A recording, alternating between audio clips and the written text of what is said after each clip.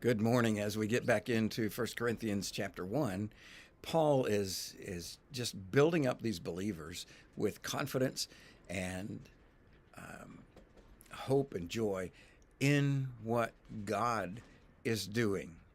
And here in these couple verses, he says, "For consider your calling, brothers. Not many of you were wise according to worldly standards. Not many were powerful. Not many were of noble birth. But God chose what is foolish in the world to shame the wise. God chose what is weak in the world to shame the strong. God chose what is low and despised in the world, even things that are not, to bring to nothing things that are, so that no human being might boast in the presence of God." When you see what God can do with so little, how could you boast? It's like Andrew and that little boy who gave his lunch to Jesus, and Jesus fed the 5,000 men plus the women and children. That little boy did not boast. "Look what my lunch did." Andrew didn't boast. "Look what I did bringing this boy to Jesus." Everybody was amazed at what Jesus did. And here Paul is saying, look around your church family. They're in Corinth. And if he were writing today, he'd say the same thing to you. Look around your church family. Not many of you were wise and powerful and influential according to worldly standards when God called you. But look what he's done with you. Look at how he has given you his wisdom. Look at how he has positioned you in the church. What you were and now what you are in the spiritual kingdom is of tremendous value. He said, look at what God is doing. And I just want to put that idea in your thought today, in your thinking throughout the day. You may not be very powerful according to worldly standards. You may not be wise and intellectual according to worldly standards.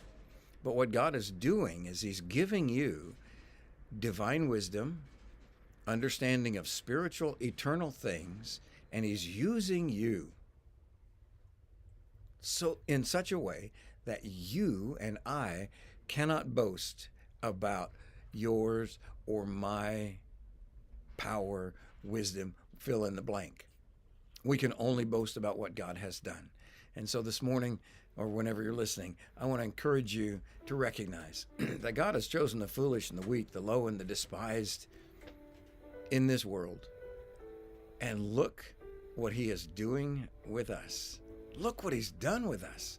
He has done great things, and to him be the glory and the honor and the power and the glory and the dominion forever and ever. Amen. We can't take the credit for what God is doing. We can't take the credit for his generosity. We can't take the glory for his amazing grace. So today, let me encourage you with this one idea, that what God is doing in you is God's work, not your work. It's not my work. We are obedient. We are humble before him. We are desirous. We're hungry for his word and for the truth and the guardrails that his word sets in our lives. We long for his presence. We rejoice in the fellowship that he has given to us among other believers. He has done great things, and he's going to do great things. Let's not boast in our own abilities. For where the Apostle Paul writes in another place, where we are weak, the strength and the power of God is visible. Let God's strength and his power, let his love and joy and peace, let his grace and mercy be seen through you today. God bless you. He loves you, and we love you.